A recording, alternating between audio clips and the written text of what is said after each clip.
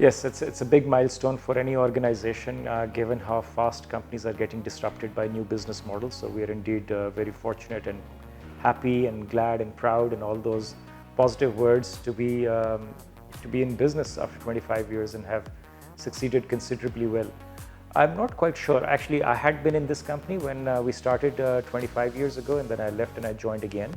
I don't think that we had a 25-year plan. Most businesses have a 3-year business plan, at most 5-year business plan. And I think Jazz, or PMCL, which is Pakistan Mobile Communications Limited, was incorporated in 1993 or even earlier. Our commercial operations started in 1994, August. So it's been indeed 25 years since the first call was made on our network.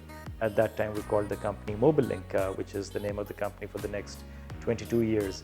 So I think it's difficult to really say whether we have accomplished what we set out to accomplish in 25 years, because the horizon of most businesses is only 3 to 5 years.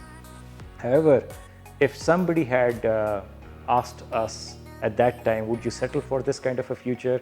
We would have doubled down and we would have said, this is great. Like, we want nothing more than being where we are today if we knew 25 years ago that we could actually get there. So overall, delighted that we have stayed in the business and succeeded, and actually in the process taken the country forward by connecting people, communities, families, helping businesses grow, being a talent academy, and being an institution when it comes to the world of telecom and technology. Okay. Yes, so I think while we operate in a very challenging environment with a lot of macroeconomic factors which are going against us, if I look at it organically, Jazz has been performing quite well. We declared more than 20% year-on-year growth in Q2, which is quite impressive. Of course, there are a lot of headwinds when it comes to the exchange rate, because as you know that we import our equipment in dollars. So the returns to the shareholders may not be as impressive as the number suggests, but certainly from a top line number operating within Pakistan, it is definitely a very strong performance, and I am satisfied about that. The way that the industry is changing is that voice is getting almost commoditized, and it's very difficult to grow the voice revenues. This is the basic promise of a mobile phone, talking to one another. So that particular area has kind of plateaued over the years, and it's difficult to grow. But when it comes to broadband consumption, that revenue component is growing at a very fast pace, and we're quite happy with the progress that we're making in 4G subscriber base acquisition, and also the revenues that the 4G customers are generating. So overall, yes, I would say I'm quite pleased and happy with how the last quarter has gone, especially in comparison to year-on-year performance.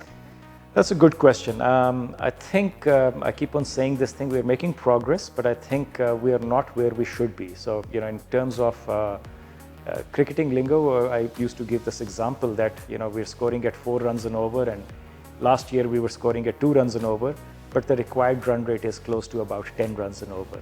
So while we have improved our digital competence and adoption in the country, I think we're far behind when we look at the international pool, and we look at nations that we want to compare ourselves with. The digital adoption and the digital utilization, be it in private enterprise or digitalization of citizen services through the government, I think we are far behind, and a lot more needs to be done if we really need to catch up. So I'm not particularly satisfied in this area. Jazz is doing its bit in taking the country forward when it comes to digitalization, but I think a lot more needs to be done from various stakeholders in Pakistan. Yeah, so digital infrastructure is, if you want to enable businesses, entrepreneurs to operate digitally, the basic foundation of that is that the whole country should be connected through a 4G network or through fiberization, or they should have Wi-Fi enablement. Because most of these digital businesses will operate on a smartphone through an app. So it is absolutely important that wherever customers go, whether it is a Careem and an Uber, that particular environment helps connect the customer's app and Careem's app through a network, right? That is what I mean by infrastructure.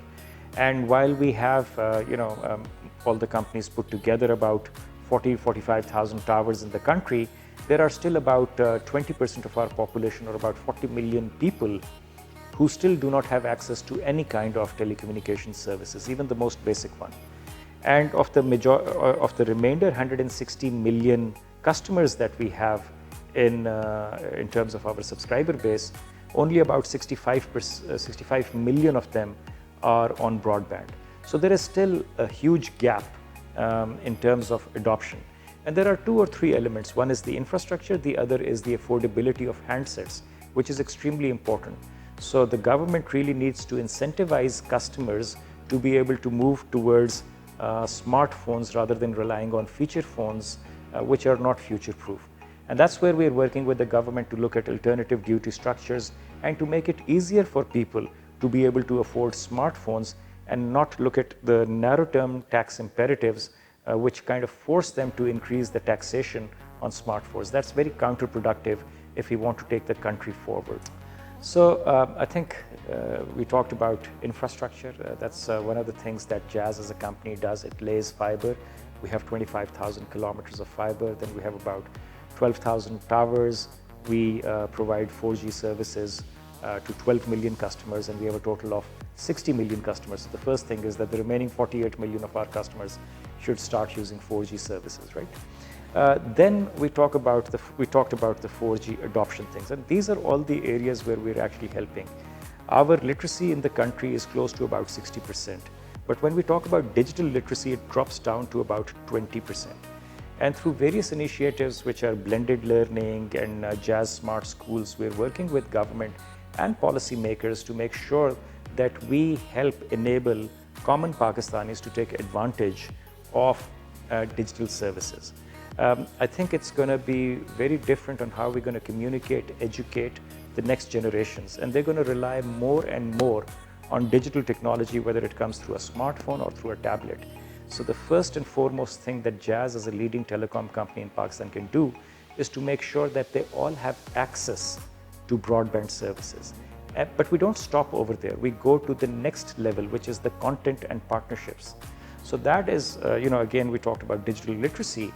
We've been working with schools in Islamabad, and we've been training teachers on how to use the blended learning when they go for their curriculums and impart that knowledge to their students. It's taken us a while. It's been a very successful project, and the higher education department and the education minister, they're all very excited that we can actually replicate this thing to other parts of the country.